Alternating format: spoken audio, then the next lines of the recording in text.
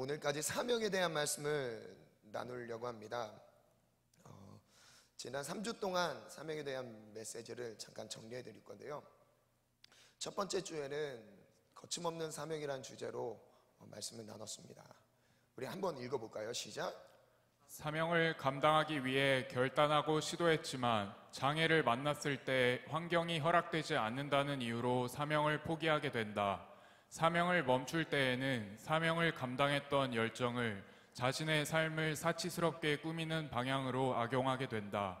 막혔다는 것을 하나님의 뜻으로 받아들일 것이 아니라 끝까지 감당해야 한다. 사명을 감당하는 부분에 있어서 사실 우리가 전체적인 내 사명, 내게 주신 사명을 따라 지금 준비되는 과정이 바로 청년의 때입니다. 아직은 우리가 열매를 거둘 시기는 아닙니다. 열매를 빨리 거두면 거둘수록 사실 그 열매는 독이 될 수 있습니다. 열매가 무르익기까지 충분한 시간과 물질과 에너지, 이 모든 것들이 좀 공급이 돼야 되죠. 이 기다림의 시간이 곧 청년의 때죠. 이 청년의 때 우리 담임 목사님께서 많이 강조하십니다. 무엇으로 심든지 그대로 거두리라. 청년의 때는 심는 시기입니다. 내가 지금 이 청년의 때를 무엇으로 어떻게 심는지에 따라서 내 다음 40대, 50대의 삶이 달라지게 되어 있습니다. 그래서 그 전체적인 우리의 삶의 전체적인 사명의 목적을 두었을 때 그때도 마찬가지지만 그때도 사실 우리가 갖가지 많은 방해와 장애들을 만났을 때 사실 사명을 감당하는 부분에서 비전을 만들어가는 데 준비하는 부분에서 힘이 꺾일 수가 있죠. 근데 그것이 꺾인다는 것이 하나님의 뜻이어서 방해가 된다고 해서 하나님의 뜻이 아니라는 것이 아니라고 말씀드렸죠. 그때 우리는 끝까지 그 사명을 비전을 향해 준비하면서 감당해내야 된다고 말씀드렸습니다. 그리고 좀 작게는 우리 교회 안에서의 내게 맡겨주신 사명도 마찬가지죠. 1년 동안 6개월 동안 짧으면 6개월 동안에 내게 맡겨주신 사명의 자리가 있습니다. 사역의 자리가 있어요. 그 자리가 찬양대든 찬양단이든 성가대든 교사든 목자든 갖가지 많은 사역의 자리에서 그 사명을 감당하고 있을 때 분명 사명을 방해하는 원인들이 방해들과 장애들이 우리의 사명을 가로막습니다. 근데 그 막힘이 있을 때 우리가 거기서 주저앉을 것이 아니라 뚫고 나가야 된다는 것이었죠. 주저앉을 때 우리는 그 다음 나타나는 행동이 하나님을 위해서 사명을 위해서 열정을 쏟아야 될 그 에너지가 어디를 향한다고 그랬죠? 내 자신의 삶을 사치스럽게 꾸미게 됩니다. 그게 첫 번째 주에 나눴던 내용이고요. 두 번째 주 한번 보겠습니다. 한번 읽겠습니다. 제목 시작. 이주 내적 사명. 네, 이주 내적 사명입니다. 이 내적 사명이라는 의미가 외적으로 성전 재건을 설명드렸어요. 성전 재건은 무사히 20년 만에 완공했어요. 근데 정말 바뀌어야 될, 성전다워져야 될 이스라엘 백성들의 내면은 바뀌지 않았던 거죠. 여전히 끊지 못할 악습 가운데 헤매고 있었던 이스라엘 백성들의 모습들을 설명하면서 말씀을 나눴었습니다. 우리 한번 읽겠습니다. 시작. 외형적인 사명은 감당했지만 내적인 사명을 이루지 못할 때가 많다. 우여곡절 끝에 성전 재건을 이루었지만 성전을 중심으로 성전답게 살아가야 할 내 삶이 재건되지 못했다. 진정한 사명은 거룩하게 구별되어 성전답게 살아가는 것이다. 네, 그래서 이때 나눴던 말씀이 나는 곧 하나님의 움직이는 교회다. 나는 교회라는 것. 교회는 곧 성전이죠. 하나님이 거룩하게 구별해서 내 삶을 통해서 하나님 영광 받은, 하나님께 온전히 내 삶이 드려진 것, 이게 성전이라는 말씀으로 나눴고요. 세 번째 주 제목은 지난주였죠. 사명을 위한 투쟁에 대한 제목으로 나눴습니다. 한번 읽겠습니다. 시작. 에스라에 기록된 성전 재건은 20년이 걸렸지만 느헤미야의 성벽 재건은 52일 만에 끝난다. 52일 만에 끝났어요. 지난주에 나눴습니다. 20년 만에 성전이 완공됐어요. 근데 그 성전이 으리으리하고 너무 커서 오래 걸렸던 게 아니었죠. 중간에 중단됐습니다. 거의 15년, 20년 동안 성전 재건이 중단되어서 성전 재건을 위해 뛰어들던 사명자들이 그 사명을 완수하지 못하고 멈춰섰던 거였죠. 어쩌면 포로 생활을 하고 있던 바벨론 그 땅이 아니, 그 땅이 더 편했습니다. 이미 정착되어 있었고 지금 예루살렘 성은 이미 다 무너져 있기 때문에 성전을 재건하기 위해 뛰어들었던, 헌신했던 사람들, 사명자들은요, 교회 성전을 사랑하는 마음이 있었던 거예요. 하나님의 교회 성전을 세우고 다시 한번 이스라엘을 향한 하나님의 약속이 재건되는 그것을 사모하며 기다렸던 사람들이 성전 재건에 뛰어들었던 거죠. 열정이 없었던 사람들이 뛰어들었던 게 아니에요. 신앙의 열정, 하나님에 대한 열망이 있던 사람들이 그 사명의 자리에 헌신하고 결단하며 뛰어들었던 겁니다. 근데 그때 맡김이 있었을 때 20년 동안 사역이 거의 중단되다가 결국 완공되었죠. 반면에 느헤미야 때, 지난주에 나눴죠. 느헤미야 같은 경우는 반면에 52일 만에 거침없이 성전이 완공됩니다. 차이가 뭐가 있었을까요? 어떤 부분에서 차이가 있었을까요? 성벽 재건은 작은 공사여서 쉽게 빠르게 완공될 수 있었던 건가요? 아닙니다. 한번 읽겠습니다. 방해가부터 시작. 방해가 없어서 사명을 감당할 수 있는 것이 아니다. 방해를 이기고 사명을 감당하는 것이다. 사명이 클수록 방해도 크다. 싸워야 한다. 방해를 이긴 사람만이 사명을 감당한다. 네, 그래서 지난주에 영적 전쟁에 대한 말씀을 나눴습니다. 에베소 6장 10절 이후에 끝으로 너희가 주 안에서와 그 힘의 능력으로 강건하여 지고 마귀의 갠 간계를 능히 대적하기 위하여 하나님의 전신갑주를 취하라, 입으라. 그러면서 영적 전쟁에 대한 이야기를 말씀을 나눴습니다. 근데 싸움의 목적이 있어요. 싸움을 이기려고 싸우는 게 아니죠. 이긴 후에 뭔가의 사명을 감당하기 위한 싸움인 거였습니다. 즉 우리도 지금 마찬가지죠. 내가 지금 영적인 싸움을 싸워야 되는 것, 이건 피할 수 없는 불가피한 문제예요. 싸움을 내가 싸우고 싶지 않다고 해서요, 대적이 우리에게 없나요? 쉬지 않고 공격해요. 그래서 우리에게 주님이 뭐라 말씀하셨어요? 쉬지 말고 기도하라, 범사에 감사하라, 항상 기뻐하라. 계속적인 용법으로 우리에게 경고는 아니고 권면하시는 겁니다. 이렇게 살아야 된다는 거죠. 왜요?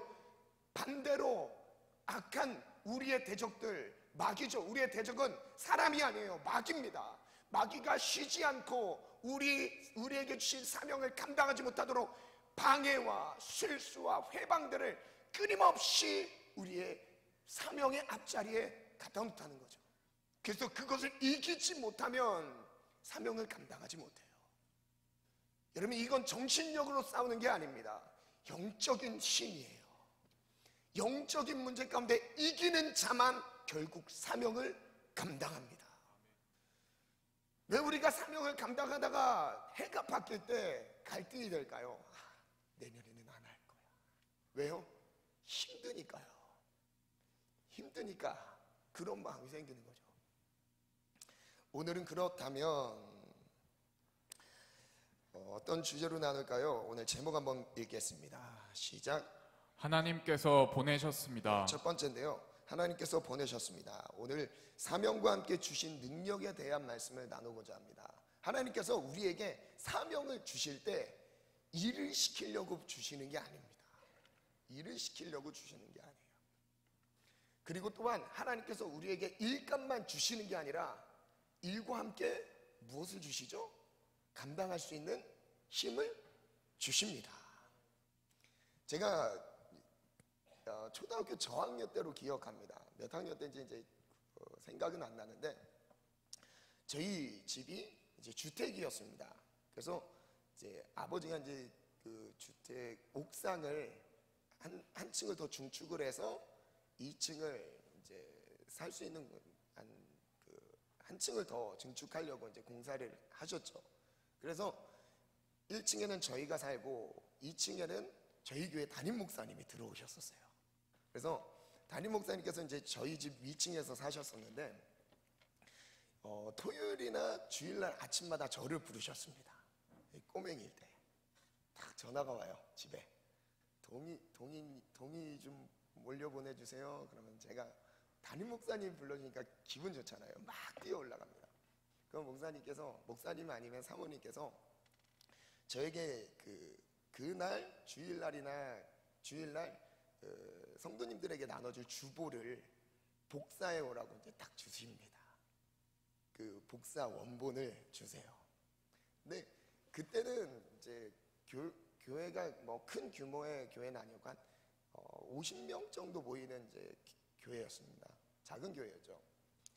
그러다 보니까 이제 뭐 그 시대에 뭐 프린터기가 있었는지 모르겠어요. 저는 한 번도 못 봤었거든요, 그때.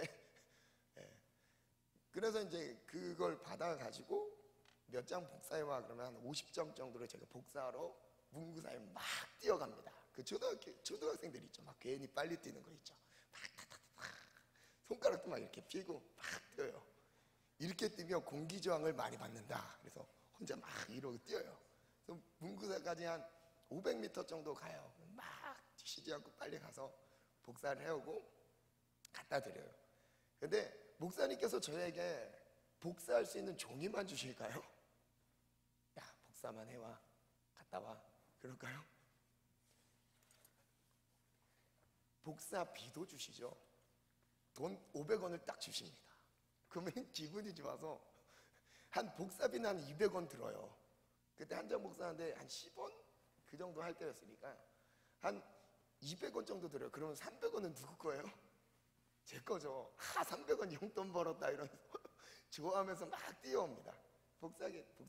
복사한 거 딱 주보 갖다 드리면서 거실용돈도 목사님 딱 드리죠. 그러면 목사님이 그거 너 해라. 그러면서 감사합니다 하면서 그거를 주일날 예물로 딱 드려요.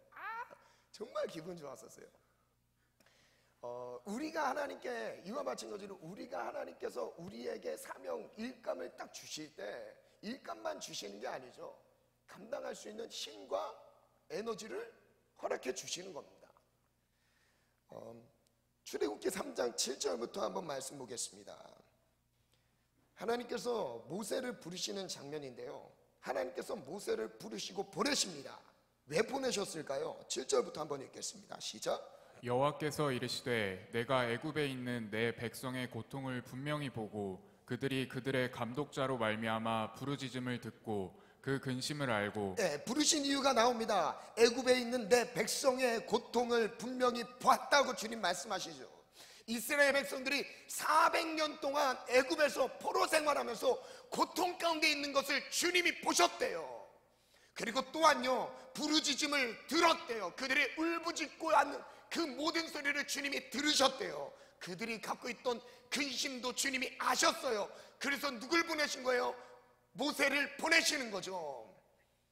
하나님께서 우리에게 사명을 주시면서 사명의 자리로 보내실 때도 사실 마찬가지입니다. 단순한 일처리를 위해서 우리를 보내시는 게 아니에요. 일할 사람이 없어서 보내시는 게 아닙니다. 왜요? 이 당시 애굽에서 포로 생활하면서 고통 가운데 있었던 이스라엘 백성들처럼 우리의 사명을 통해서 살아날 영혼들이 있는 거죠.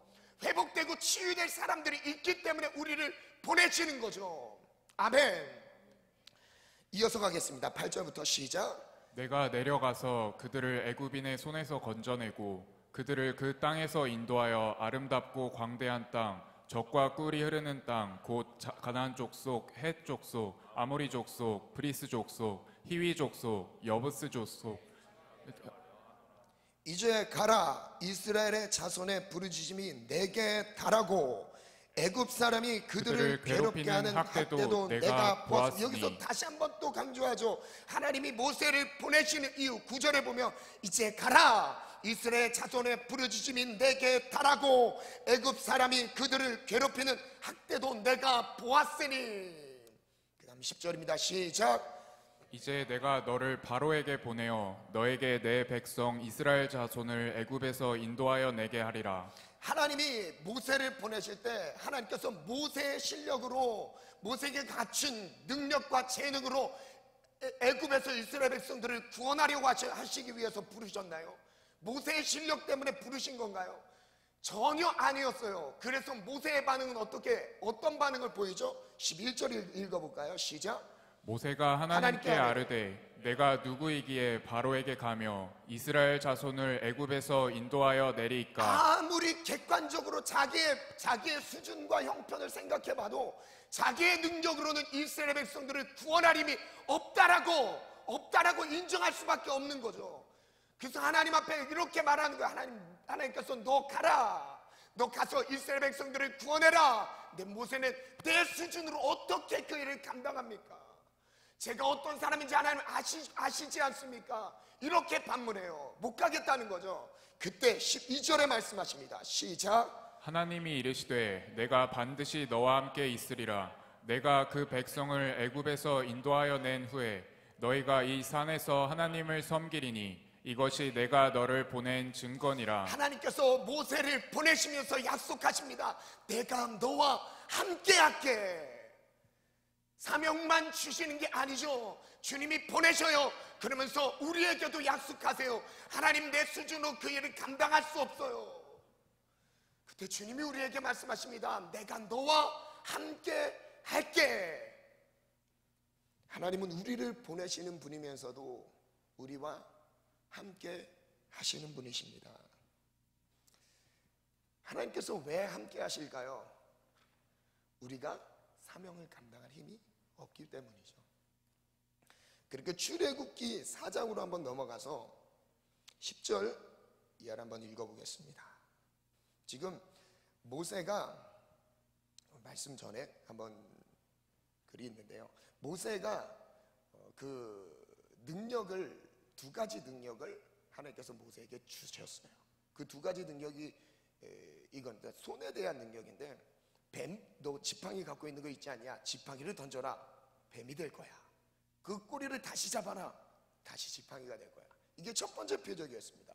두 번째 표적은 뭐죠? 너의 손을 안쪽에 넣어봐라. 그리고 꺼내봐라. 나병이 생겼네. 다시 넣어봐라. 꺼내봐라. 고침받았네. 이 두 가지 표적을 주셨어요. 그리고 보내십니다. 근데 이 한번 띄워주시겠어요? 구약 히브리 문화에서는요, 손이라는 의미가 여기 나오는 특히 출애굽기에서는 손이라는 단어가 어떤 단어와 연결되어 있다고요? 능력이라는 단어와 연결되어 있습니다. 여호와의 손이 함께 하십니다. 이 의미는 뭐죠? 여호와의 능력이 우리와 함께 하신다는 뜻이죠. 구약 히브리 문화에서는요, 이게 손이라는 것이 능력과 연결되어 있던 거예요. 능력을 상징하는 거예요. 그래서 뱀을 짚는 손, 모세에게 뱀을 짚는 손에 대한 표적을 주셨다는 건요, 재앙을 일으키고 멈출 수 있는 능력이 누구에게 주어졌다는 거죠? 모세에게 주었다는 걸 보여주고 계신 거예요. 두 번째 표적입니다. 나병이 생기는 손에 대한 거예요. 그래서 이 같은 경우는 고통을 일으키고 멈출 수 있는 능력을 모세에게 주셨다는 걸 보여주는 겁니다. 그래서 그 밑에 있는 문장 한번 읽겠습니다. 시작. 모세에게 능력을 주신 것은 모세를 보낸 분이 여호와 하나님임을 드러내는 것이다. 능력을 통해서 내가 하는 것이 아니라 나와 함께 하시는 하나님이 계시다라는 걸 보여주는 겁니다. 말씀 보겠습니다. 4장 10절부터 읽겠습니다. 시작.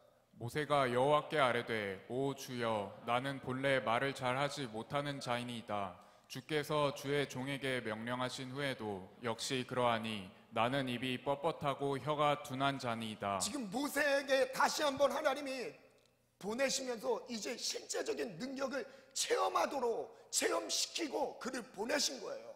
근데 체험시키면서 이제 또 가라고 말씀하셨는데 모세는 또다시 그것에 대해서 부정하고 있어요. 자기의 감당할 수 없는 실력들을, 자기 감당하지 못할 만한 이유들을 끄집어내는 거예요. 저는 말을 못했는데 말주변이 없어요. 저 말 더듬는 거 아시잖아요. 저 입이 뻣뻣하고 둔하다니까요. 근데 제가 모세에게 무슨 말을 하죠? 지금 이렇게 하나님께 반문하고 있는 거예요. 그때 하나님이 뭐라 말씀하시죠? 한번 읽겠습니다. 11절 시작. 여호와께서 그에게 이르시되 누가 사람의 입을 지었느냐? 누가 말 못하는 자나 못 듣는 자나 눈 밝은 자나 맹인이 되게 하였느냐? 나 여호와가 아니냐? 이제 가라. 내가 내 입과 함께 있어서 할 말을 가르치리라. 자기가 감당할 수 없는 상황들, 조건들을 하나님 앞에 핑계댈 만한 이유들을 다 말해. 아니, 핑계가 아니라 실제 이것은 사실이에요. 감당하지 못할 만한 이유들을 말해요. 그래도 하나님 뭐라 말씀하시면, 그걸 지은 자가 누구냐? 너의 입을 만든 자가 누구냐? 너의 입에 할 말을 담아줄게. 근데 신기하게요, 모세가 바로 앞에 서서 10가지 재앙을 선포할 때 모든 재앙에 바로 앞에 딱 쓰기 전에 이런 설명이 나옵니다. 여호와 하나님께서 모세에게 이르시되, 그리고 할 말을 주세요. 너는 모세에게 이렇게 말하라. 너는 바로에게 이렇게 말하라. 어쩌면 사역이 내가 말을 하려고 하면 어려울 수도 있어요. 내 생각을 전달하는 것은 여러분 인간적인 능력 차이가 있기 때문에 분명히 어렵습니다. 근데 사역과 사명은, 여러분, 이것은 내 것을 전달하는 게 아니죠. 하나님이 내게 주신 말씀을 전하는 거예요. 이 자리에 서 있는 저도 마찬가지입니다. 제 생각, 제 주장을 전달하는 게 아닙니다. 하나님이 한 주 동안 내게 주신 말씀을 우리 청년들에게 나누는 거죠. 목자들도 마찬가지입니다. 한 주 동안 하나님이 내게 주신 은혜들을 목장 나눔 가운데 말하는 거예요. 나누는 거예요. 그때 하나님이 역사하시는 거죠. 이어서 한번 읽겠습니다. 시작. 모세가 이르되, 오 주여, 보낼 만한 자를 보내소서. 모세 극구 가지 못한다고 사양합니다. 사명은 내가 감당할 때는 짐이 됩니다. 사명이 주님이 내게 주신 사명이라 할지라도 내가 감당할 때부터는 그 사명이 짐이 됩니다. 그런데 그 사명을 하나님이 시키신 대로 감당한다면 결코 어렵지 않습니다. 두 번째 한번 볼까요? 한번 읽겠습니다. 시작. 사명과 함께 능력을 주셨다. 한번 글 띄워주세요. 시작. 하나님께서 사명을 주셨다면 감당할 능력도 주신 것이다. 사명을 감당하지 못하는 이유는 사명이 어렵기 때문이 아니라 사명을 감당할 능력을 나에게 주셨음을 믿지 않기 때문이다. 네. 즉 하나님이 나와 함께 하신다는 사실을 믿고 있는 거예요. 사명이 우리에게 주어진 사명이 어려워서 감당하지 못하는 게 아닙니다. 하나님은 나에게 감당할 그릇만큼 사명을 맡기세요. 내가 감당할 수 있는 그릇만큼 그 자리 위치에 세워주십니다. 그 일이 어려워서 감당하지 못하는 게 아니죠. 단지 문제는 하나님이 그것 감당할 힘을 내게 주셨다는 것을 인정하지 않습니다. 믿음이 없는 거예요. 그래서 오해가 될 수 있겠지만 그래도 말할래요. 네. 사명을 감당하지 못하는 건요, 그리고 사명을 감당하는 그 사명에 대한 감당 여부는 곧 우리의 믿음과 연결되어 있습니다.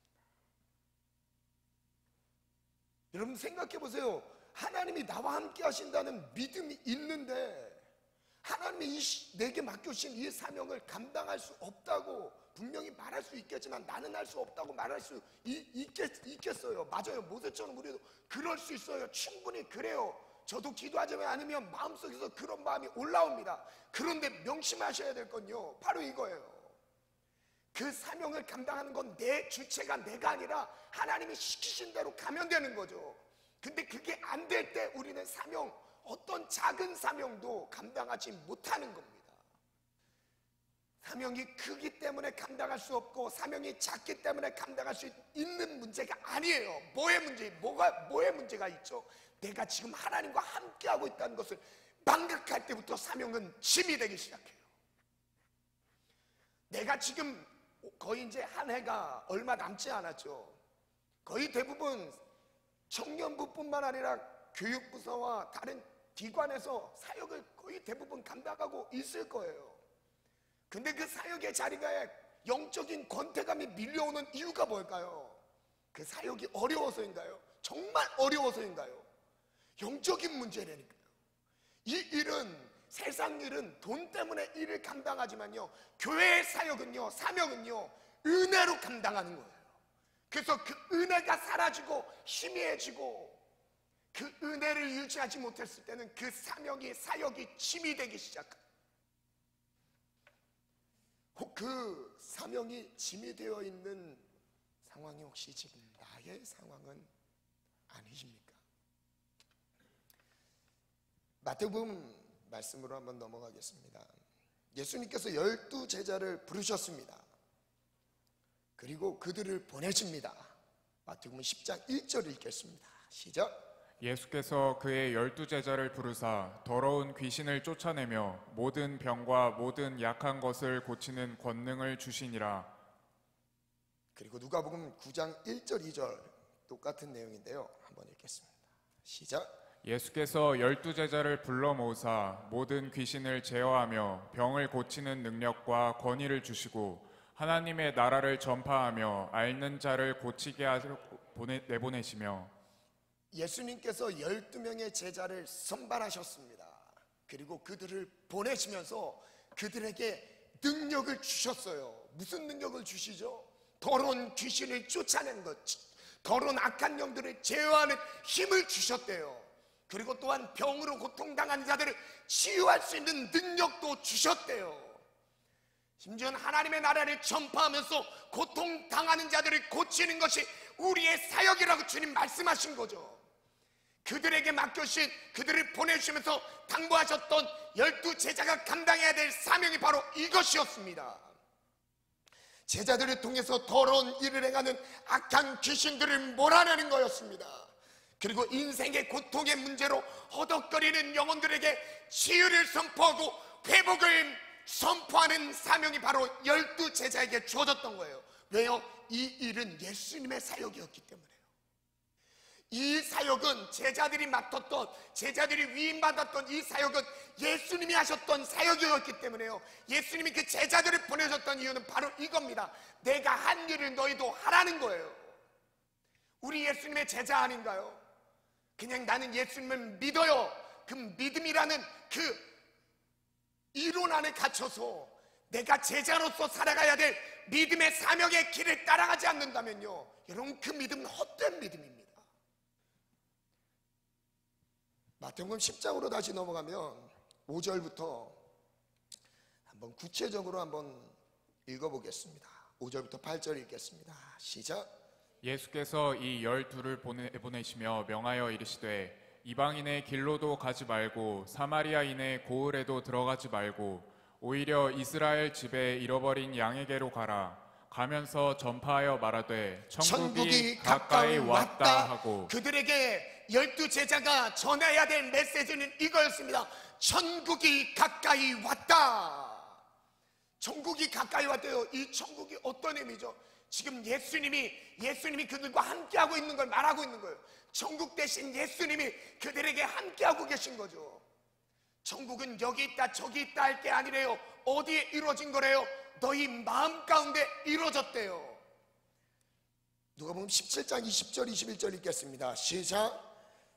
바리새인들이 하나님의 나라가 어느 때에 임하나이까 묻거늘 예수께서 대답하여 이르시되 하나님의 나라는 볼 수 있게 임하는 것이 아니요 또 여기 있다 저기 있다고도 못하리니 하나님의 나라는 너희 안에 저를 따라 있느니라. 선포하겠습니다. 하나님의 나라는 내 안에 있습니다. 내 안에 있습니다. 하나님의 나라를 내 안에 이루는 것입니다. 내 안에 이루는 것입니다. 그래서 예수님을 만났을 때 이루어지는 게 내 마음에 천국이 선포되는 겁니다. 예수님을 만나면, 하나님을 만나면, 인격적인 체험 가운데서 하나님을 만나게 되면요, 예수님을 만나게 되면 그 은혜가 천국이 내 안에 임하는 것으로 나타나요. 근데 그 천국이 임했을 때 내 안에 있던 더러운 악한 영들을, 더러운 생각들을 주장하고, 그리고 더러운 마음들을, 그리고 악한 마음들을 주장했던 그 중심의 세력들을 멸하신 분이 예수 그리스도죠. 그래서 예수를 만나면 내 마음의 문제들이 바뀌기 시작합니다. 변화되기 시작해요. 악한 영에 시달렸던, 귀신같이 행동했던 더럽고 추잡한 일들을요 주님 분별하게 하시면서 끊어내게 하십니다. 천국이 임했을 때 첫 번째 나타나는 증상이에요. 그리고 두 번째로 우리 안에 있는 고통의 문제, 해결되지 않은 고통의 문제들, 그게 영적인 문제도 될 수 있습니다. 정신적인 스트레스도 될 수 있어요. 심지어 육체적인 병이 될 수도 있습니다. 예수님을 만나는 순간 치료해 주신대요. 아멘. 이게 천국이 임하는 거죠. 누가복음 10장에는요, 누가복음 10장에는 예수님께서 12제자를 파송하신 이후에 70명의 제자를 파송하는 내용입니다. 10장 1절 한번 읽겠습니다. 시작. 그 후에 주께서 따로 70인을 세우사 친히 가시려는 각 동네와 각 지역으로 둘씩 앞서 보내시며 12명의 제자만 보내셨던 게 아니에요. 12명의 제자에게만 능력을 줬던 게 아니에요. 사명을 줬던 게 아닙니다. 그 이후에 그들을 보내시고 또 따로 70인의 제자들을 세워서요 그들을 2명씩 보내십니다. 왜 보내셨을까요? 한번 읽어볼까요? 9절 읽겠습니다. 시작. 거기 있는 병자들을 고치고 또 말하기를 하나님의 나라가 너희에게 가까이 왔다 그들에게도 하라. 또 동일한 메시지를 주신, 동일한 사명을 그들에게도 부여하셨어요. 하나님의 나라를 선포하는 거예요. 더러운 귀신들을 쫓아내고 병든 자를 고치고요 하나님의 나라를 선포하는 겁니다.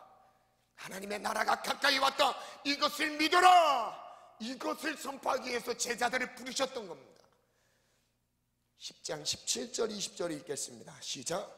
70인이 기뻐하며 돌아와 이르되 주여 주의 이름이면 귀신들도 우리에게 항복하더이다. 너무 놀랐어요. 예수님이 하셨던 그 일을 정말 주님이 시키신 대로 가서 믿음으로 선포하니까 그들 앞에, 제자들 앞에 귀신들이 떠나갔던 겁니다. 그래서 너무 기뻐서 예수님께 찾아왔어요.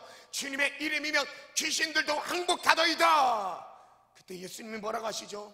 읽겠습니다. 시작. 예수께서 이르시되 사탄이 하늘로부터 번개같이 떨어지는 것을 내가 보았노라. 영적인 문제라고 주님 말씀하시죠. 예수님이 보셨을 때 그들이 사역해서 승리해서 돌아오는, 승리의 순전물을 예수님께 가져오는 그 내용들이 예수님이 그 사역하는 현장에서는 영적으로 사단이 하늘로부터 번개같이 떨어지는 것으로 보였다. 그러면서 그들에게 이렇게 또한 약속해서 다시 한번 말씀하시죠. 내가 너희에게 뱀과 전갈을 밟으며 원수들의 모든 능력을 제어할 권능을 줬대요. 권세를 줬대요. 누구에게요? 제자들에게요. 예수님의 사명을 감당하고 있는 제자들에게요. 누구요? 사명자들입니다. 예수님을 구경하기 위해 모인 군중들은 능력이 없어요. 회중들은 능력이 없어요. 구경꾼들은 예수님이 맡겨주신 사명을 감당하지 않습니다. 왜? 내 일이 아니니까. 주님이 시키신 적도 없으니까요. 근데 제자라면 주님이, 예수님께서 자기에게 당부하신, 권면하고 부탁하고 위임하신 그 사명이 있다는 거예요. 그 사명을 감당할 힘을 주신 겁니다. 19절 다시 한번 읽겠습니다. 시작.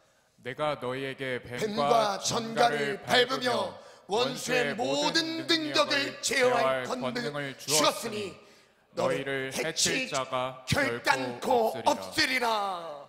그래서 우리의 대적은 없습니다. 내가 강해서인가요? 아니죠. 내 안에 주님이, 천국이 이루어졌으니까, 이루어졌기 때문에 우리의 대적은, 우리 앞에 대적이 될 수 없습니다.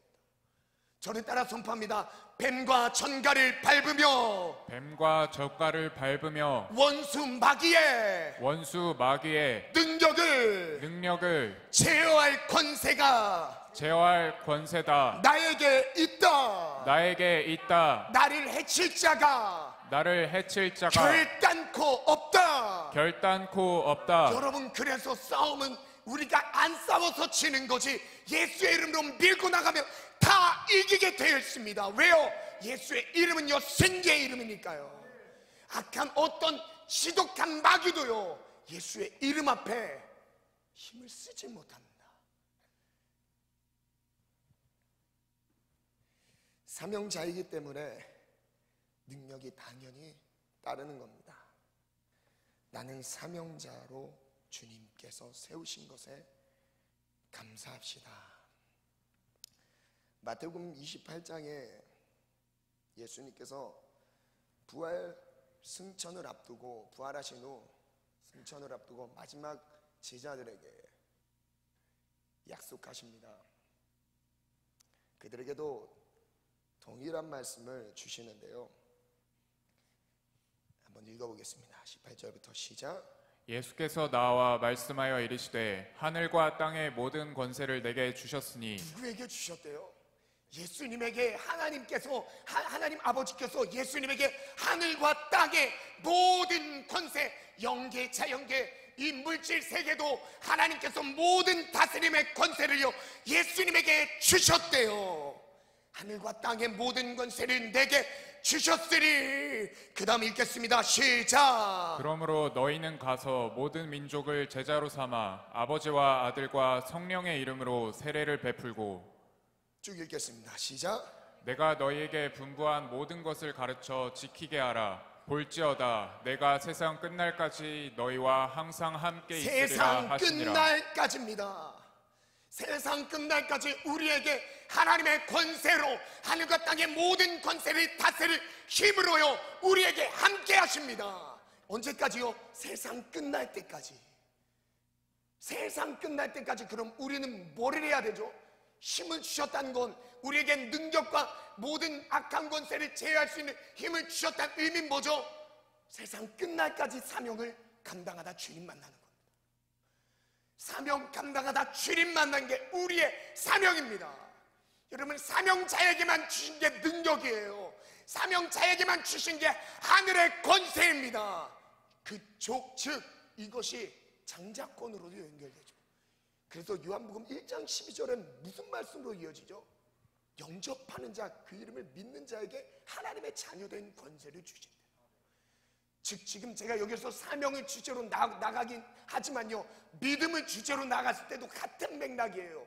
하나님의 자녀된 믿음을 믿는 자만 하나님의 자녀가 되죠. 근데 그 믿는 자에게 또 다른 은혜가, 마가복음 16장엔 산상순이 아니라 지상명령을 좀 다르게 주죠. 믿는 자에게 이런 표적이 따르리니. 여러분, 그래서 사명은 곧 믿음이에요. 내가 하나님의 자녀라며, 내가 하나님의 핏값으로, 예수 그리스도의 십자가의 핏값으로 구원받은 은혜를 누렸다면요 반드시 따라오는 게 사명입니다. 여러분, 사명이 없다는 자체가 불안한 거예요. 지금 교회 사역만은 말씀드린 게 아니에요. 더 크고 거국적인 측면에서 큰 사명을 감당하기에 교회 사역은 잠깐 쉴 수도 있어요.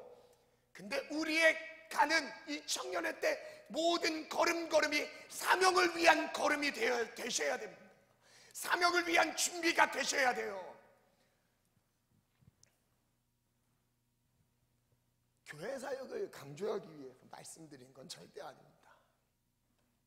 저는 하나님께서 각자마다 하나님께서 목회자로 훈련시키시는 과정은 좀 달라요.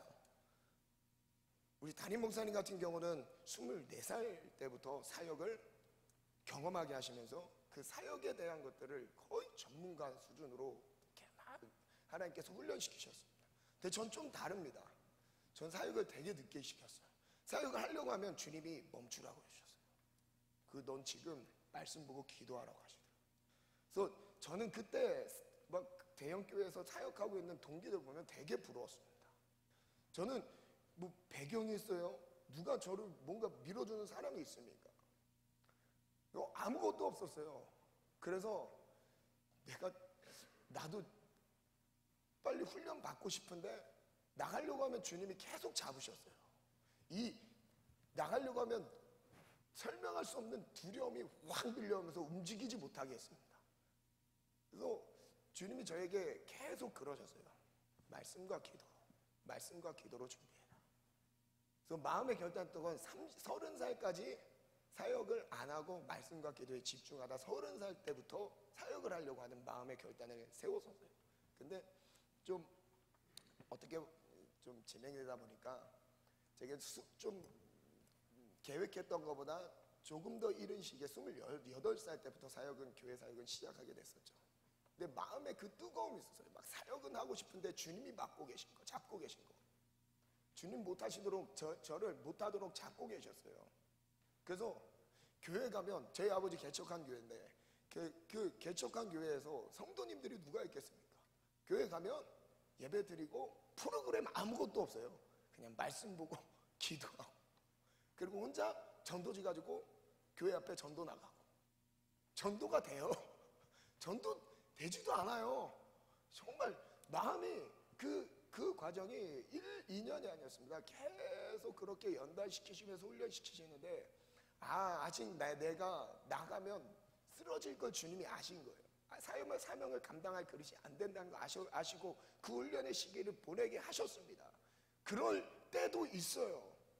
더 나은 사역과 앞으로의 더 나은 사역을 위해서 준비되게 하시는 말씀과 기도로 집중하게 하시면서 사역을 내려놓게 하시는 시기가 있긴 한데요, 그건 특이한 케이스고요. 대부분은 사명을 감당하셔야 돼요. 쉬지 않고 감당하셔야 돼요. 왜냐면요, 우리는 예수님의 제자니까요. 우린 예수님의 십자가의 피의 은혜로 구원을 받았으니까요. 하나님은 나의 아버지시니까요. 그 일은 내 일이 아니라 하나님 아버지의 일이면서요, 아들 예수 그리스도께서 실제 이 땅에서 감당하셨던 사역이니까요. 그 일은 내 일이라 생각하며 여러분 쉬셔도 됩니다. 근데 쉴 수 없는 일은 이 일은 내 일이 아니기 때문이죠. 누구 일이죠? 나를 십자가에서 구원하신 예수님의 사역이었습니다. 요한복음 14장에 가면 예수님께서 이런 약속을 주십니다. 16절부터 읽겠습니다. 시작. 내가 아버지께 구하겠으니 그가 또 다른 보혜사를 너희에게 주사 영원토록 너희와 함께 있게 하리니. 마태복음 28장에 우리에게 마지막 절에서 약속해 주셨던 내가 너희와 함께 하리라, 영원토록 너희와 함께 하리라, 이 약속의 말씀을 예수님께서 마지막 설교에서도 하셨던 겁니다. 요한복음 14장 지금 읽었던 16절 말씀에도 내가 너희와 또 다른 보혜사를 보내서 영원토록 함께 하신대요. 이 의미는 뭐죠? 우리와 예수님이 함께 하시는데 성령으로 함께 하시는 겁니다. 성령으로 우리와 영원토록 함께 하시는 거예요. 그 다음 절 읽겠습니다. 시작. 그는 진리의 영이라 세상은 능히 그를 받지 못하나니 이는 그를 보지도 못하고 알지도 못함이라. 그러나 너희는 그를 알아니 그는 너희와 함께 거하시며 또 너희 속에 계시겠습니다. 세상은 예수님, 즉 그 이유 예수님께서 보내시는 보혜사 성령님을 알지도 보지도 받지도 못했습니다. 그러나 우리는 그를 안돼요. 그는 어디에 계시기 때문에요? 내 안에 계시기 때문에. 성령의 은혜를 힘입은, 그리고 그 경험을 해본 사람만 압니다. 내 안에 성령님이 계시는지. 여러분, 성령님께 마음을 모아서 집중하면요, 이전에 경험하지 못했던 영적인 은혜들을 많이 경험하게 하십니다. 성령님께서 강하게 내 마음에 감동하시면서 말씀하시기도 하고요, 그 음성을 따라서 하나님께서 기도하게 하시고요, 그것을 통해서 하나님이 뜻을 이뤄가시며 우리의 사명이 그럴 때도 있고 내 삶에 대한 하루의 일과가 그럴 때도 있고요, 그것들을 하나님께서 친절하게 아주 세밀하게 역사하시면서 인도하신 걸 경험해요. 언제요? 내 안에 계신 성령님께 집중할 때요. 기도 시간이 바로 그거 아닐까요? 하나님의 능력이 하늘로부터 떨어지는 건가요? 아니에요. 천국은 지금 내 안에 있는 거죠. 하나님 내 안에 계신 거예요. 성령님과 교제하는 시간이 기도입니다. 그래서 내가 너희를 고와 같이 버려두지 아니하고 너희에게로 오리라. 반주 한번 준비해 주시겠습니다.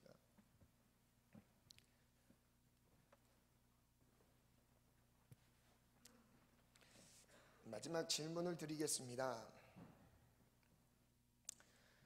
사명은 성령으로 감당하는 것입니다. 내게 사명이 주어졌다면 성령 충만하지 않으면 사명은 감당할 수 없습니다. 세상의 일이라면 할 수 있죠. 근데 주님의 일이기 때문에 주님의 방법이 아니고선 우린 감당할 수 없습니다. 반드시 성령 충만해야 됩니다. 하나님께서 누구에게 성령 충만을 주실까요? 하나님은 누구에게 사명을 감당할 수 있도록 성령 충만을 허락하실까요? 역대하 16장 9절에는 여호와의 눈은 온 땅을 두루 감찰하십니다. 여호와의 눈은 온 땅을 두루 감찰하세요. 그리고 자기에게 전심으로 자기를 향하는 자에게 무엇을 베푸신대요? 능력을 베푸십니다. 하나님의 능력이 우리에게 임하는 그 체험을 했을 때를 한번 생각해 보세요.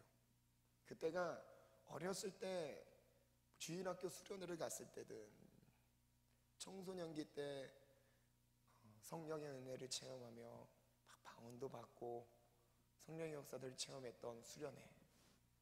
여러분 그럴 때 청년부에 올라왔을 때 수련회, 기도회 이런 예배의 자리에서 하나님께서 나를 만나 주셨을 때 성령 충만한 은혜를 입었을 때 그때가 언제죠? 우리의 전심을 다해서 하나님께 집중할 때입니다. 하나님은 지금도 온 땅을 두루 감찰하신대요. 구석구석 감찰하시면서 마음이 정말로 하나님을 향해서 전심으로 하나님을 향하는 자, 하나님을 찾는 자에게 능력을 베푸실 준비를 하고 계십니다. 이사야 40장 28절부터 보면요, 너는 알지 못하느냐, 듣지 못하였느냐, 영원하신 하나님 여호와 땅끝까지 창조하신 이는 피곤하지 않으며 곤비하지 않으시며 명철이 한이 없으시며. 먼저 우리에게 능력을 주시기 전에 하나님이 어떤 분인지를 설명하십니다. 하나님이 피곤하실까요? 하나님 피곤하심이 없대요. 곤비하심이 없대요. 그래서 피곤한 자에게 능력을 주신대요. 무능한 자에게 힘을 주신대요. 소년이라도 피곤하며 곤비하며 장정이라도 넘어지며 쓰러집니다. 그런데 하나님의 힘을 얻는 사람들이 있습니다. 오직 여호와를 앙망하는 자.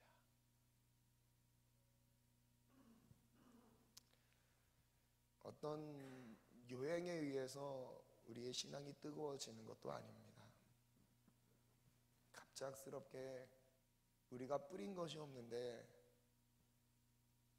하나님이 내 신앙을 갑자기 성숙시키시면서 큰 사역과 사명을 감당할 수 있도록 하시진 않습니다. 우리 마음이 하나님께 집중될 때입니다. 내 사명을 감당할 수 있는 그 힘은 바로 여기서부터 주어지는 겁니다. 오직 여호와를 앙망하는 자는 새 힘을 얻으리니 독수리가 날개치며 올라감 같을 것이요 다른 박질하여도 곤비하지 아니하겠고 걸어가도 피곤치 아니하리라. 달려가도 곤비치 않습니다. 걸어가도 피곤치 않습니다.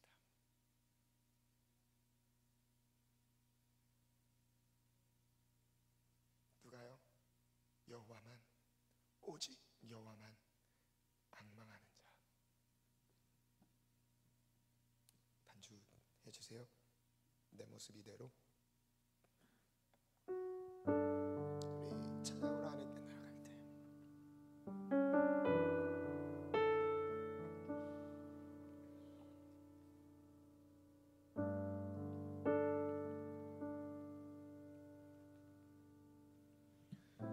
때로는 모세처럼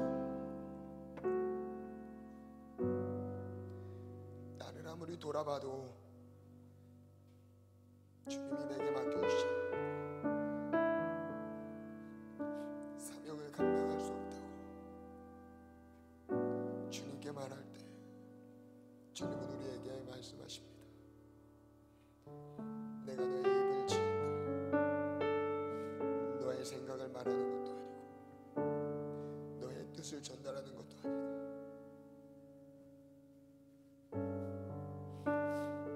나는 입이 또 뻣뻣해서 말할 수 없습니다. 저는 너무 능력이 없습니다. 너무 부족합니다. 감당할 수 없는 조건들을 주님 앞에 아뢰일 때 주님은 나에게 말씀하십니다. 너를 지은 자가 누구니? 너의 입을 만든 자가 누군가? 너의 입에 할 말을 담아주리라. 하나님이 우리에게 주신 사명이 없는 사람이 누가 있겠습니까? 하나님의 주신 사명을 따라갑시다. 내게 주신 사명을 따라갑시다. 왜? 우리는 예수님의 제자니까요. 내 일이 아니라 하나님 아버지의 일이며 예수님이 하셨던 일이니까요. 주님은 우리를 보내시기만 하지 않으십니다. 보내시면서 우린 하나님의 일을 감당할 수 없게 하나님의 능력을 우리에게 부여하셨습니다. 그래서 하나님이 맡겨주신 사명은 인간의 힘으로 감당할 수 없는 사역들입니다. 우리의 힘으로 귀신을 쫓아낼 수 있습니까? 우리의 힘으로 병든 자를 치유할 수 있습니까? 그래서 하나님의 수준의 일을 우리에게 맡겨주신 겁니다. 우리의 연약함을 주님 앞에 올려드리며 우리 찬양으로 한번 나아갑시다. 내 모습 이대로.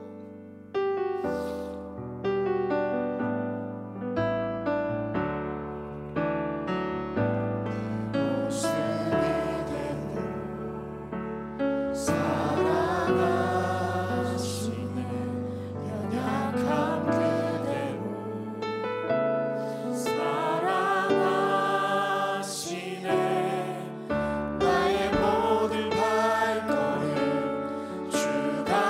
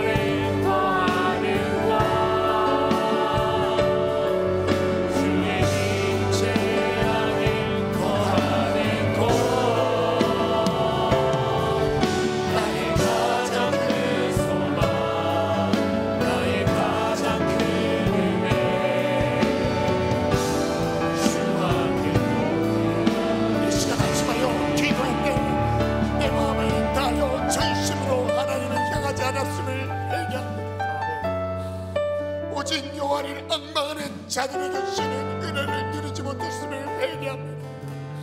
주님은 나의 전부이십니다. 우리의 전심을 다해서 주님을 바라보기 원합니다. 주님을 향하기 원합니다. 우리에게 성령의 충만함을 허락하여 주옵소서. 주님 세 번 부르고 기도합니다. 주여,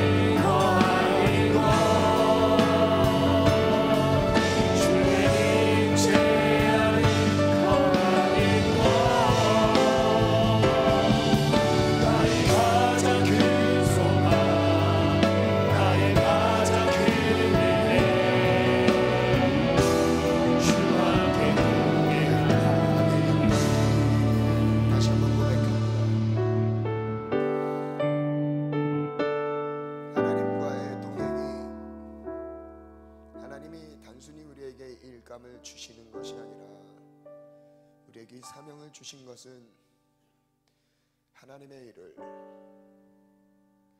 우리에게 맡겨주시며 하나님이 우리와 동행하길 원하시는 것입니다. 사명자에게만 주어지는 은혜입니다. 예수님이 우리에게 부여하신 그 사명을 갖고 있는 사람에게만, 사명자에게만 하나님과 동행할 수 있는 은혜가 주어집니다. 우리의 마음을 하나님께만 집중할 수 있다면 우리는 어떤 사역이든 어떤 사명이든 충분히 감당할 수 있습니다. 우리의 영적인 시선을 분산시키는 갖가지 수많은 세상의 일들이 내게 주신 사명도 사명감도 다 빼앗아갔습니다. 그리고 사명을 바라보지 못하고 내 스스로의 연약함을 바라보게 하며 감당하지 못하게 합니다. 오늘 이 찬양 다시 올려드리며 마음의 결단을 올려드립시다. 평생의 이 청년의 때를 하나님과 동행하는 시간으로 채워주세요. 하나님과의 동행하는 시간으로, 하나님만 바라보며 하나님만 사모하는 시간으로 채워주세요. 그 마음으로 다시 한번 고백합시다.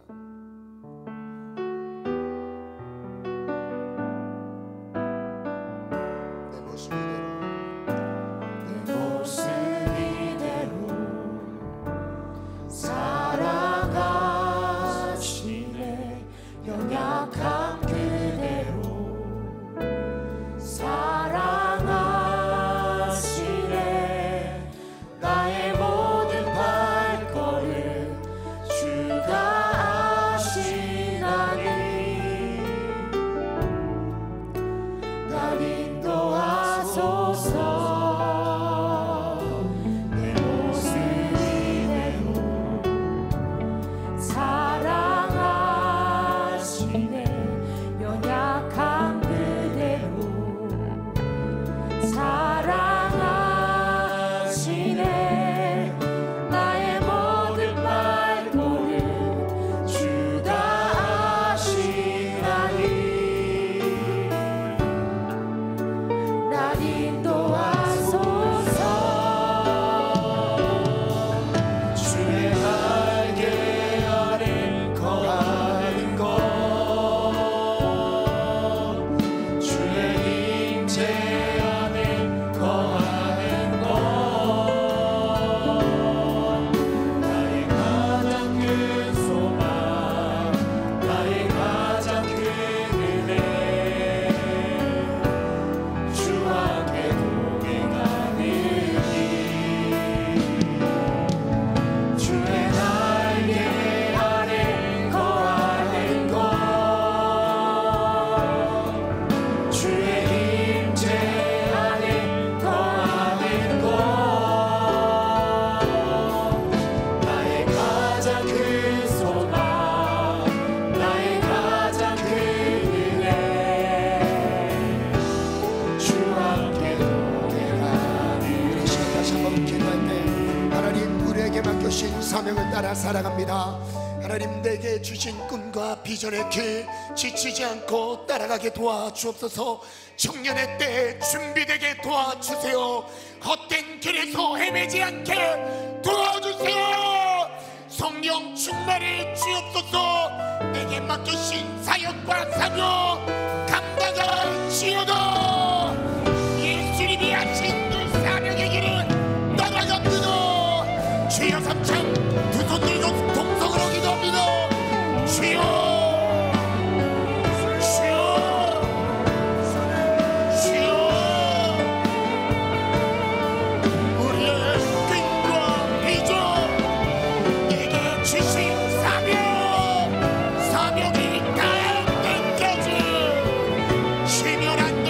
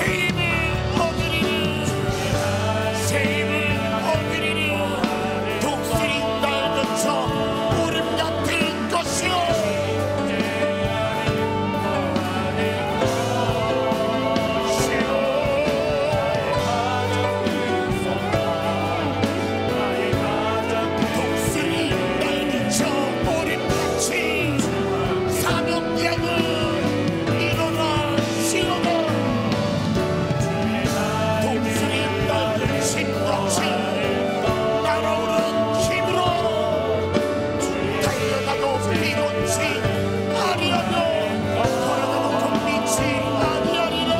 나의 가장 큰 소망 주여 주여 하늘과 땅의 모든 권세를 너희에게 주었으니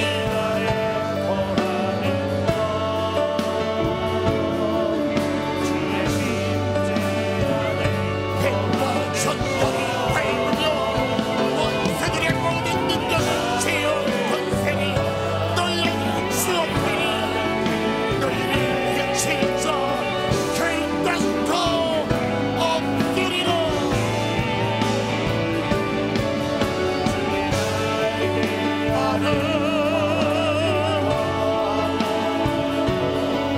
주의 인체 안에 거하는 곳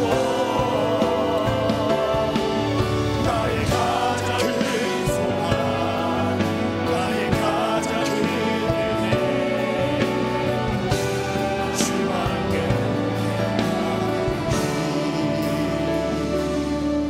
주 거하는 곳 주의 임재 안에 거하는 것 나의 가장 큰 소망 나의 가장 큰 은혜 주와 함께 동행하느니.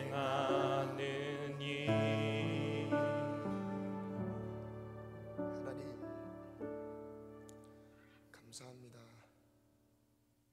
예수님 제자로 그리고 사명자로 우리를 불러주심을 감사합니다. 사명 없이 때로는 사명감 없이 사명을 감당하지 못했던 우리의 연약함들이 너무나 많습니다. 그래도 사명을 주실 때 내게 이미 사명을 감당할 힘 주셨는데 하나님께서 오늘 그 사명을 회복시키시고 하나님의 부르심의 소망을 따라 살게 도와주세요.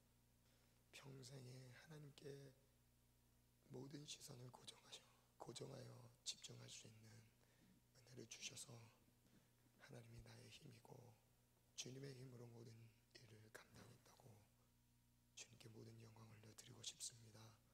그 은혜를 회복시켜 주세요. 하나님, 아픈 사람 아픈 부위에 손을 얹으시고 또 또한 생각과 마음에 평안이 필요하신 분들은 머리와 가슴에 한번 손을 얹고 한번 기도하겠습니다. 너희가 뱀과 전갈을 밟으며 원수의 모든 능력을 제어할 권세를 주었으니 그러므로 결단코 너희를 해칠 자 없으리라. 우리의 대적은 없습니다. 하나님, 우리의 마음에 평안을 주시되 복잡했던 마음을 평안으로 바꿔주옵소서. 예수 그리스도의 이름으로 명하노니 모든 스트레스와 마음의 근심과 걱정은 떠나갈지어다. 그로 인해 사명을 잃어버리게 만들었던 사단의 계기를 밝게 알게 하시니 감사합니다. 이 시간 명령 선포합니다. 예수님의 이름으로 명하노니 생각과 마음의 평안이 있을지어다. 육체의 더러운 질병들은 예수의 이름으로 떠나갈지어다. 치료될지어다.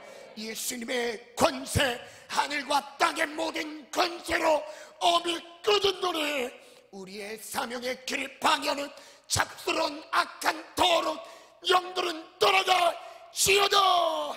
악하고 더러운 음란하고 사악한 영들은 우리의 생각에서 마음에서 떠나갈지어다.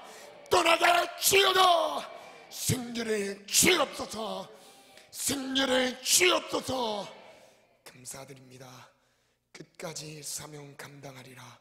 주님 발자국만 따라가리라. 예수님의 이름으로 기도합니다. 아멘.